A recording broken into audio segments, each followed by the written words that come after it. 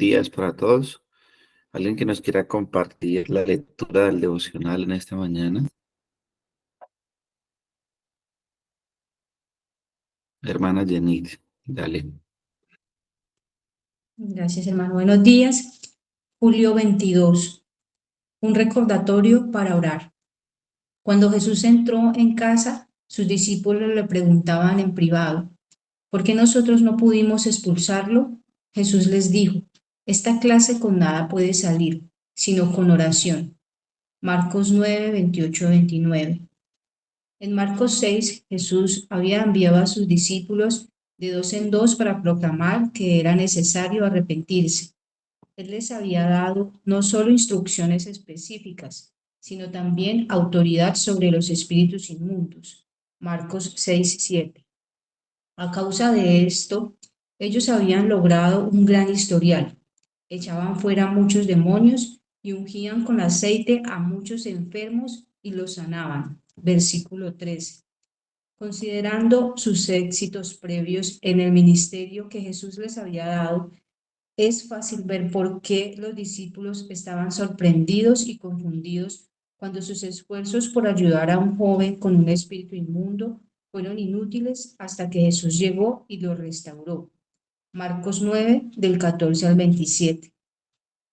Tal vez al preguntar por qué nosotros no pudimos expulsarlo, los discípulos esperaban que Jesús les diera algún tipo de información secreta. Con frecuencia es lo que nosotros también creemos y malentendemos la respuesta de Jesús como si significara que se necesita de una habilidad o misterio especiales. Sin embargo, ese no es el caso. Jesús simplemente les está recordando a sus discípulos y a nosotros esto.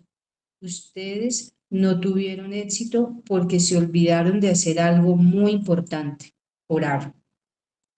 Por causa de sus éxitos, los discípulos se habían acomodado, habían perdido de vista que solo era gracias a la inmensa misericordia y poder de Dios que podían hacerlo todo. Seguían caminando junto a Cristo, pero ya lo estaban olvidando. Necesitaban un recordatorio. A veces nosotros también necesitamos un recordatorio. Imaginar que el poder de Dios sencillamente está a nuestra disposición y bajo nuestro control es sinónimo de incredulidad. Es confiar en nosotros mismos en lugar de confiar en Dios. En contraste, la oración es el acto supremo de alinear nuestra voluntad a la de Dios. Reconocer que Dios debe obrar milagros porque nosotros no podemos hacerlo. Hasta que descansemos en la gracia de Dios, no podremos intervenir en las circunstancias de nadie ni marcar una diferencia eterna. Existen muchas razones por las que no oramos. No sentimos que lo necesitamos, no queremos hacerlo, sobreestimamos nuestras propias habilidades. Todas estas razones revelan un orgullo absoluto de nuestra parte. Cuando intentamos hacer las cosas por nosotros mismos, a menudo descubrimos que fallamos miserablemente. Así que la próxima vez que te veas tentado a resolver algo por ti mismo o asumir que el poder de Dios obrará a través de ti, porque la última vez lo hizo y que la próxima vez probablemente será hoy, considera lo que los discípulos habían olvidado y lo que Jesús tuvo que recordarles, desde orar a aquel que tiene todo el poder, que nos inunda de misericordia y que merece toda la gloria. Porque cuando oras y esperas lo que Dios hará, descubrirás que Él hace mucho más de lo que te habías atrevido a pedir o incluso a imaginar. Efesios 3:20. Para profundizar, Marco 9, del 14 al 29. Gracias, hermanita Jenny. Un recordatorio para orar.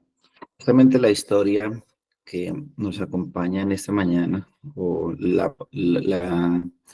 hecho que acontece en el texto bíblico, es Marcos capítulo 9, versículos del 14 al 29. Dice la Biblia, Marcos 9, 14, 29.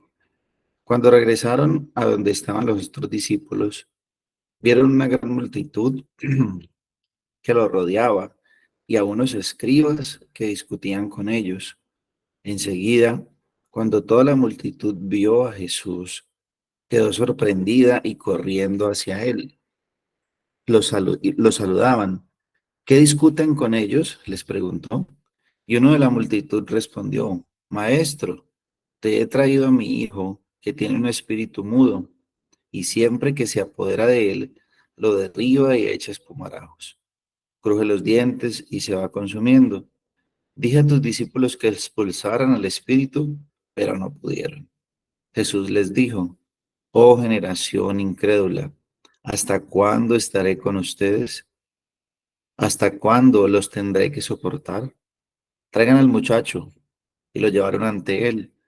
Cuando el espíritu vio a Jesús, al instante sacudió con violencia al muchacho, y éste, cayendo a tierra, se revolcaba echando espumarajos. Jesús preguntó al padre: ¿Cuánto tiempo hace que esto le sucede? Desde su niñez, respondió. Entonces, perdón, muchas veces ese espíritu lo ha echado en el fuego y también en el agua para destruirlo. Pero si tú puedes hacer algo, ten misericordia de nosotros y ayúdanos. ¿Cómo?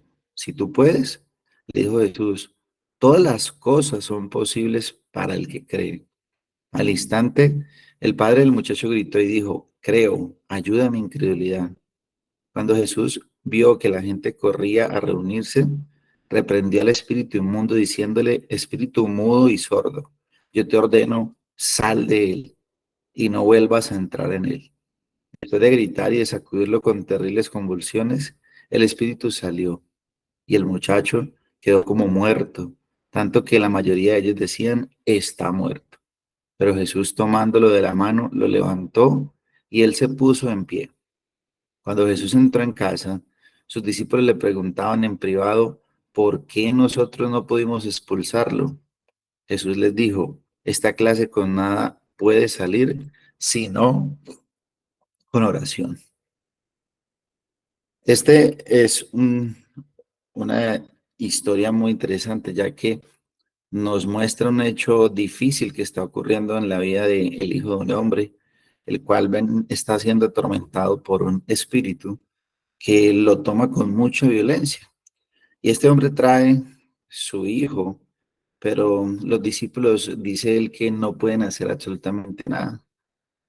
Y Jesús llega y realmente pues lo que el Señor hace es asombroso, el momento como tal, para todos nosotros quizás eh, sea asombroso también, pero no vamos a entrar en el tema del espíritu mundo, no vamos a entrar en el tema del milagro como tal, sino que el tema que nos acompaña el día de hoy es acerca de la oración, y es con lo que concluye el Señor Jesús.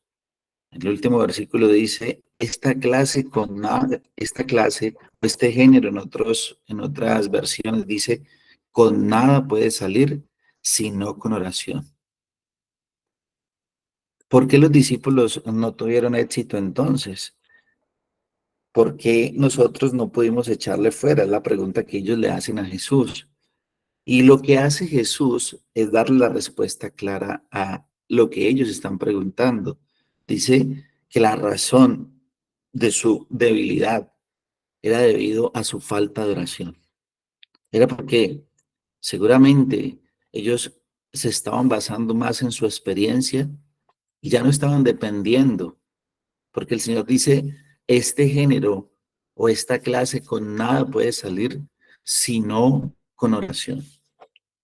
No es que la oración nos haga más dignos para sacar demonios, no, o que nos dé algún superpoder en especial, pero la oración es la que nos acerca más al corazón de Dios, y esto nos pone más en forma con su poder, ya que lo que hace la oración es expresar nuestra total dependencia hacia Él.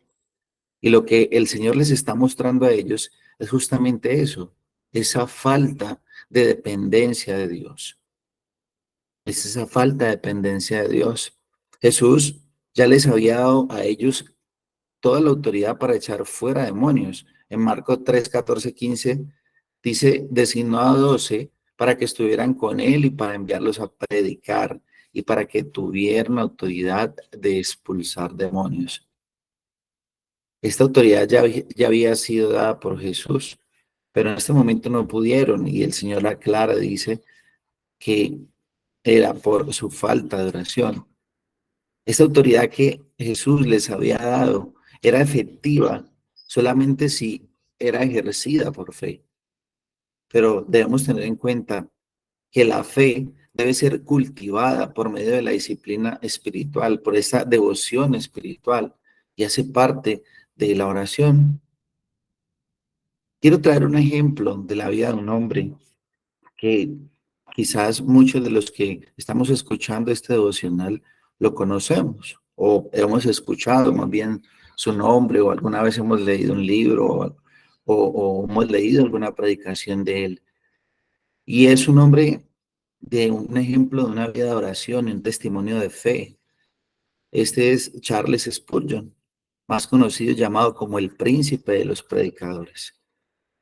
Charles Spurgeon predicó su primer sermón cuando solo tenía 19 años de edad. Llegó a una iglesia que estaba casi vacía, con 40 miembros, pero después de 38 años de ministerio como pastor, el número de miembros que se había unido a la iglesia era de 14.460 miembros. Pasar de 40 miembros a 14.460 miembros. Los sermones de Spurgeon eran muy diferentes a los que habían en el momento. Tenían humor, estaban llenos de ilustraciones, de aplicaciones, y pronto él llegó a ser reconocido con el nombre que lo conocemos, el príncipe de los predicadores, el pastor de la iglesia más grande del mundo, con uno de los ministerios bautistas de mayor éxito. Inició orfanatos, tuvo docenas de ministerios, tuvo una escuela de formación para pastores con 900 estudiantes, de ahí donde sale el famoso libro Discurso a mis estudiantes y otros más. Y la mayoría cree que su éxito eh, era aparentemente por sus talentos, por sus habilidades, por su ética, por su trabajo incansable, porque dice que trabajaba 18 horas al día y sus sermones se vendían grandes cantidades, se tradujeron a 20 idiomas y todos los barcos que salían de Inglaterra llevaban sus sermones. En una ocasión predicó a más de 23.000 personas, solo con su voz y sin utilizar ningún tipo de micrófono. Tenía una memoria fotográfica, recordaba cada palabra de cada libro que había leído en esa biblioteca que tenía de más de 12.000 volúmenes. Y con cada página, perdón, él tenía, su predicación era con solo una página y era la nota que él tenía, ¿sí? Con solo una página y podía predicar más de 140 palabras por minuto durante 40 minutos. Y tenía una redacción en lenguaje que muchos lo consideran como un lenguaje muy bello, muy elocuente sobre la literatura cristiana. Miles y miles de personas se convirtieron al cristianismo bajo el ministerio de Charles Spurgeon. Cuenta un testimonio de que una señora estaba abriendo la mantequilla que ella había envuelto en uno de los sermones y lo le echó y fue salva. Dice también que otro hombre que estaba trabajando en el techo de la iglesia y la iglesia estaba vacía y Spurgeon entró para probar la acústica del lugar y dijo en voz alta: "He aquí el Cordero de Dios que quita el pecado del mundo". Y este hombre quedó tan sorprendido y tan convencido de lo que acababa de escuchar que dio su vida a Jesús. Spurgeon, por decirlo, era muy eficaz en el púlpito. Pero lo interesante es que las personas más cercanas a Spurgeon dijeron que el éxito que el hombre tenía se debía a una sola de sus actividades. Y no era predicar, no era escribir, no era la preparación, no era el estudio.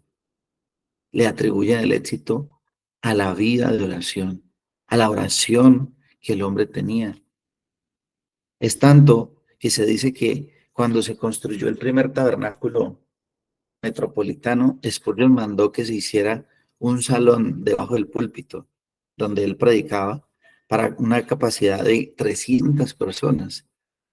Y efectivamente, cada vez que Spurgeon predicaba, había 300 mujeres orando debajo del púlpito. Este es un gran testimonio, efectivamente. Pero nosotros los creyentes sabemos acerca de la oración, que la oración es importante. Sabemos acerca de la oración, que la oración nos mantiene en comunión con Dios. Sabemos de la oración, que la oración es una muestra de depender de Dios. Sabemos que la oración nos lleva a descansar si nosotros estamos trabajados y cargados. Sabemos que la oración es una muestra del carácter cristiano. Y sabemos todo esto como creyentes.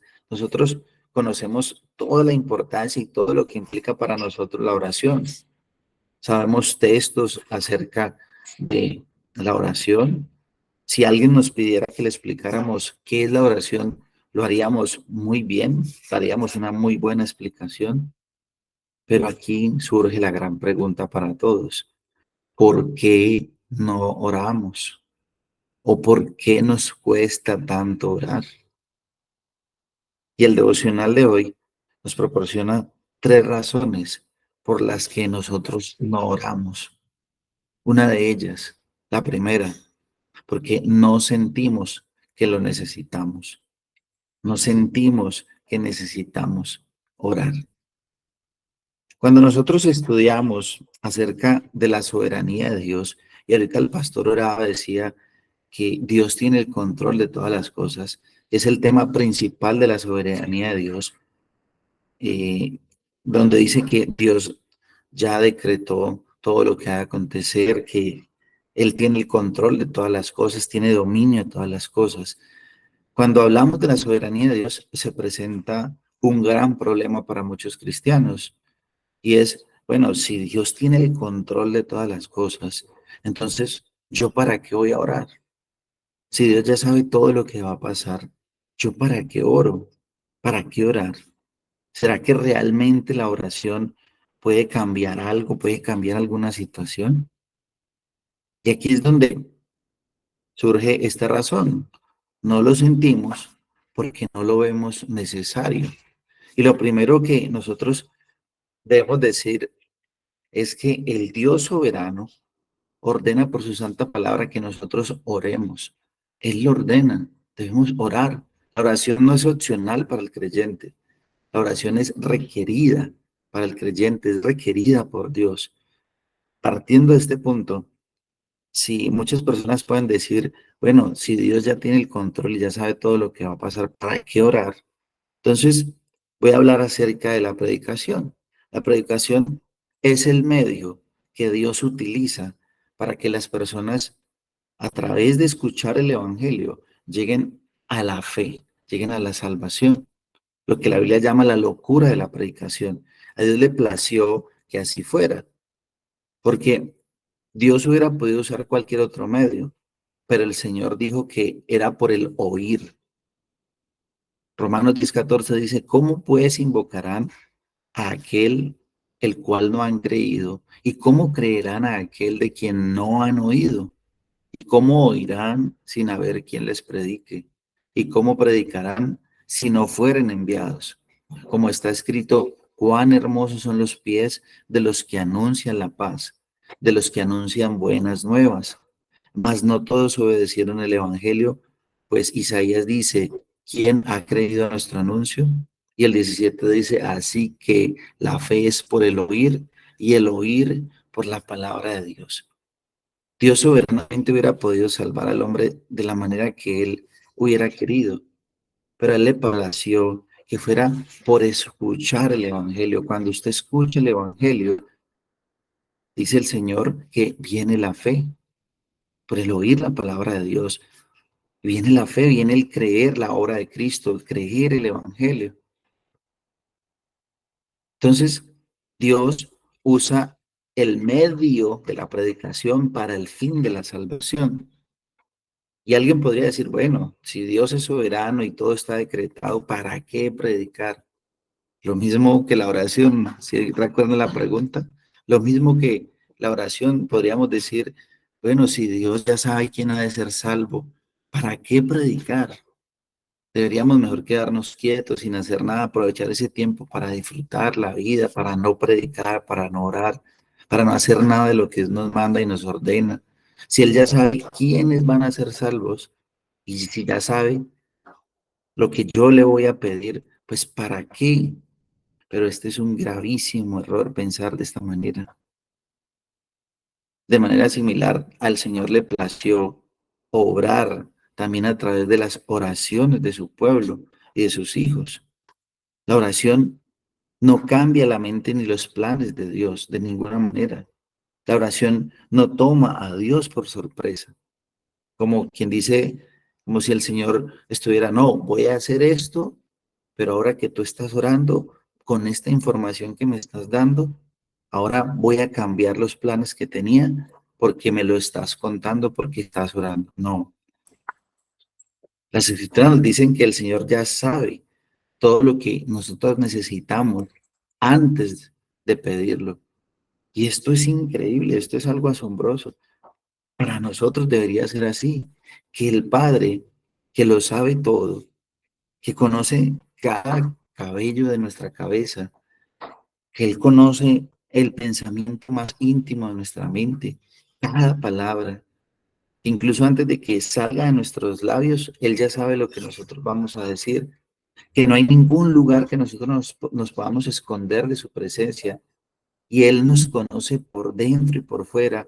Él sabe lo que nosotros necesitamos, pero aún así el Señor dice, vengan a mí, ven, ven a mí, dime lo que necesitas. Al Señor le plació que fueran a través de las oraciones que Él llevara a cabo todo su plan. Mis hermanos, cuando el Señor hace eso, no es para el beneficio de Dios, no es para la educación de Dios, no es para la edificación de Dios. Cuando nos pide que vengamos y le digamos cuáles son nuestras preocupaciones, nuestras necesidades, nos está invitando a la sagrada presencia del Todopoderoso en el mismo cielo. Cuando nos dice, ven, hablemos, habla conmigo. ¿Lo está haciendo para quién? Lo está haciendo para el beneficio de nosotros, para nuestro bien. Seguramente este sería uno de los motivos por los cuales no oramos, porque no lo vemos como necesario en nuestras vidas. Podemos decir, como Dios ya sabe todo, pues, como Él ya sabe cómo va a ocurrir, entonces, pues no oremos. No, entonces no lo vemos como algo necesario. Y aquí es donde, imagínate, si tu casa se estuviera quemando, tú estarías ahí sentado tranquilo en el sofá, viendo televisión, relajado, tranquilo, y tu casa quemándote. No, estarías angustiado, preocupado, a gritos pidiendo ayuda. Y nosotros así vivimos a diario, debemos vivir a diario a gritos pidiendo ayuda, porque necesitamos al Señor en nuestras vidas siempre, para combatir los fuegos del infierno que día a día lo que quieren es enviarnos a los peores abismos. Y si no estamos en comunión con el Señor, es porque quizás estemos pensando que no lo necesitamos. Nos debe llenar de gozo saber que Dios lo sabe todo. Y aún así nos pide, oren, tengan comunión conmigo, dice el Señor. El Dios creador del universo, dueño de todo lo que existe, le plació tener comunión con aquellos que han sido rescatados por Cristo. Este es un gran privilegio y no lo tiene cualquier ser humano sobre la tierra. Muchos día a día se pierden ese privilegio precioso de estar en comunión con Dios, de tener relación con el Padre Celestial, con el dueño y creador de todas las cosas. Y es muy triste que nosotros pensemos que no lo necesitamos. Es muy triste que nosotros caigamos en esto, de creer que como Dios tiene el control de todas las cosas, no necesitamos tener comunión con Él. Nosotros no le estamos pidiendo a Dios en la oración que cambie los planes que Él ya tiene, que ha decretado, de ninguna manera. Nosotros necesitamos esa comunión con Dios. Necesitamos tener esa comunión íntima con el Señor porque somos nosotros los necesitados de gracia, de misericordia. Pero es muy triste cuando pensamos que no lo necesitamos. La segunda razón en esta mañana por el cual no oramos, o uno de los motivos por el cual no oramos, es porque no queremos hacerlo. No queremos hacerlo. O en otras palabras, más bien, no tenemos el deseo de hacerlo. Y es curioso que 2 horas de ver un partido o una película sean más entretenidos que orar. Es curioso que el sueño venga más rápido cuando tratas de orar que cuando pasas 2 y 3 horas en el celular. Es curioso que queramos hablar más con alguien que decimos amar y que nos ama, que con el Dios que de verdad nos ama y que hizo algo verdaderamente en amor a nosotros. Queremos hablar más con las personas que con Dios. Es curioso que si nos invitan a un paseo y tenemos que madrugar a las 3, 4 de la mañana, nos levantamos más dispuestos que madrugar a tener comunión con Dios. Nos llena el sueño, nos consume, nos da pereza, el cansancio, vienen cantidad de cosas, pero no queremos hacerlo. Y como dijo el Señor Jesús a sus discípulos en Getsemaní, Mateo 26:41, dijo, velad y orad para que no entráis en tentación. El espíritu, la verdad, está dispuesto, pero la carne es débil. Si nosotros no oramos, es seguramente porque no queremos y porque consideramos y creemos que nuestra carne es fuerte. Pero día a día, segundo a segundo, tenemos tentaciones, tenemos enemigos. No podemos descuidarnos, tenemos que estar vigilantes de nuestras almas, de nuestras vidas, de nuestros hijos, de nuestros hogares, de nuestros matrimonios, de nuestros ministerios. Por eso el Señor dice, velad y orad para que no entréis en tentaciones. Cuando el centinela se duerme, los enemigos entran y hacen estrago y hacen daño. El Señor dice, el espíritu está dispuesto, pero la carne es débil. Ninguno se crea que es muy fuerte, que puede vivir sin tener comunión con Dios, sin depender del Señor a través de la oración. Nosotros día a día, quizás en nuestra vida tenemos las metas muy claras, a dónde queremos llegar, a dónde queremos ir. En el día a día ya tenemos programado qué vamos a hacer, pero deberíamos ponernos como meta diaria, tener una vida de oración constante. Una vida piadosa no es estar 24/7 solo en oración, no, es estar en oración, es tener comunión sincera con Dios en cada paso de nuestra vida, en todo y por todo, teniendo presente al Señor. La vida de oración que tengamos también es una muestra de nuestra verdadera adoración y el real interés que nosotros mostramos por el Señor. Les hago una pregunta, ¿de verdad es la vida de oración algo, o es la oración más bien algo tan pobre para nosotros, que otras cosas tienen más valor que la comunión con Dios? ¿Es verdad? ¿Es algo de tan poco peso que no lo estimamos de esa manera? Otras cosas tienen más valor para nosotros. Otras cosas les dedicamos más tiempo. Por eso examinemos nuestros deseos. El Señor dice, Mateo 6:33, mas buscad primeramente el reino de Dios y su justicia, y todas estas cosas os serán añadidas. Primeramente el reino de Dios y su justicia, y todas las demás cosas serán añadidas. Entonces, no oramos porque no queremos hacerlo, porque nuestros deseos están puestos en otras cosas que en Dios. Y el último motivo por el cual no oramos es por el tercer motivo, porque sobreestimamos nuestras propias habilidades. O más bien, confiamos más en nosotros mismos que en Dios. Qué gran peligro aquí. Cuando empezamos a confiar más en nosotros mismos y dejamos de depender de Dios. Y esto fue lo que le pasó a los discípulos. Ellos dicen, cuando Jesús entró en casa, sus discípulos le preguntaban en privado, ¿por qué nosotros no pudimos expulsarlo? Me imagino la preocupación de estos hombres al ver que ellos intentaron y que no pudieron. Entonces el Señor Jesús les dijo, esta clase con nada puede salir, sino con oración. Y lo que le ocurrió a los discípulos es algo que nos puede pasar a muchos de nosotros, ya que nos acostumbramos a ciertas cosas dadas por el Señor, ciertos dones, ciertos talentos.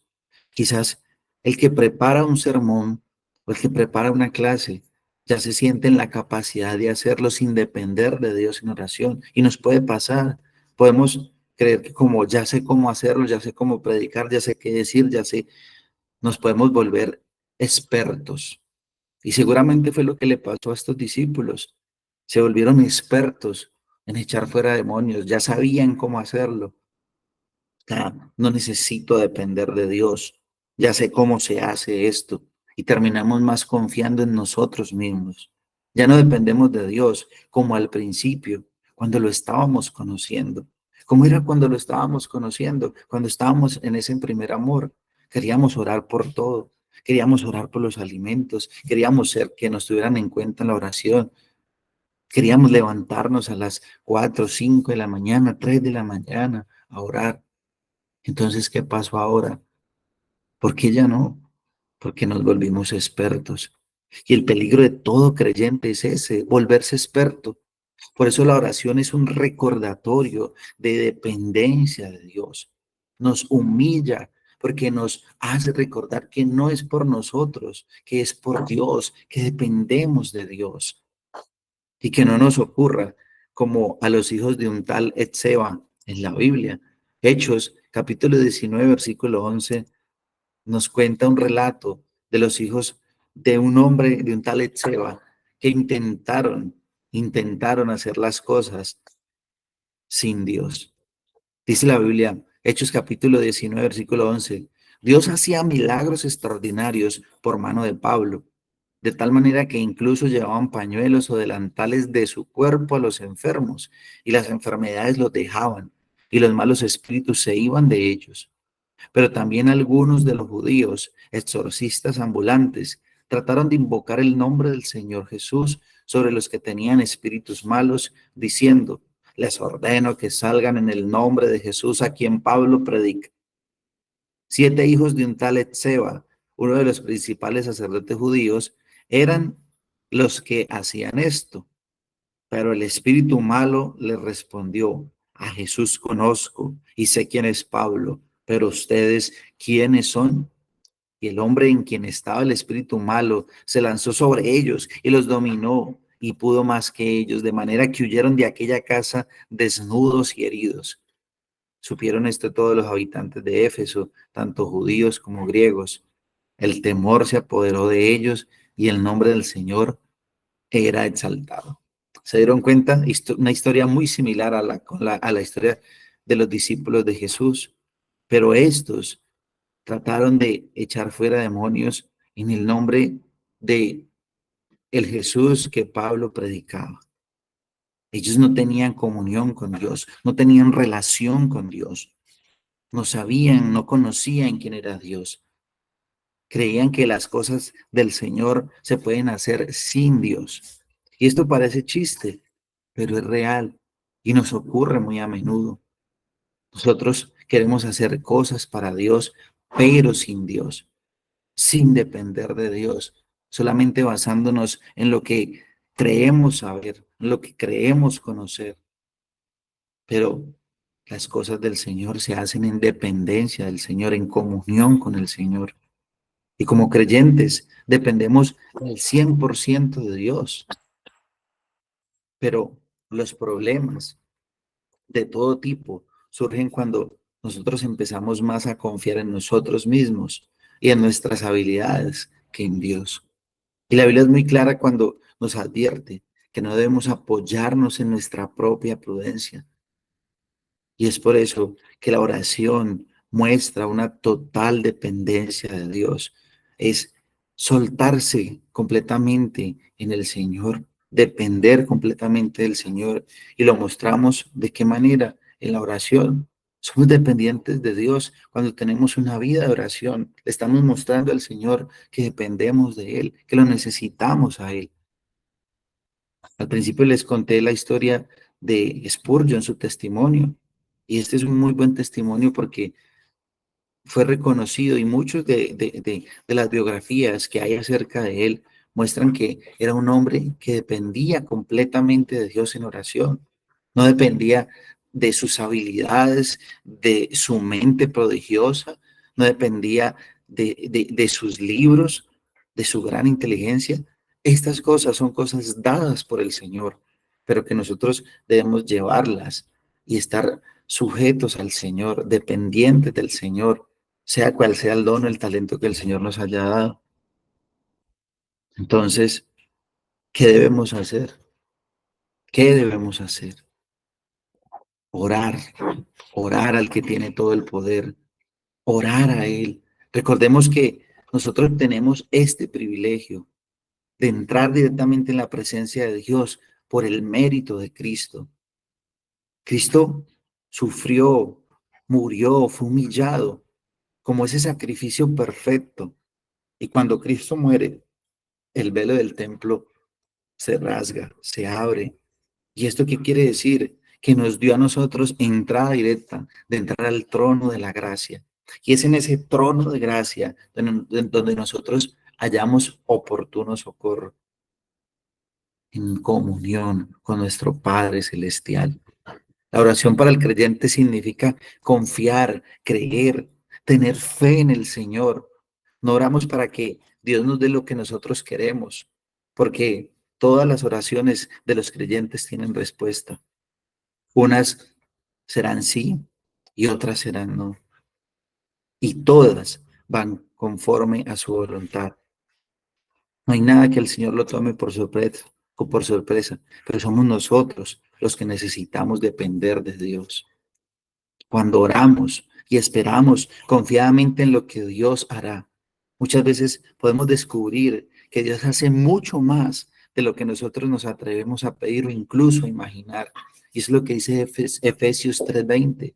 Y a aquel que es poderoso para hacer todo, mucho más abundantemente de lo que pedimos o entendemos, según el poder que obra en nosotros.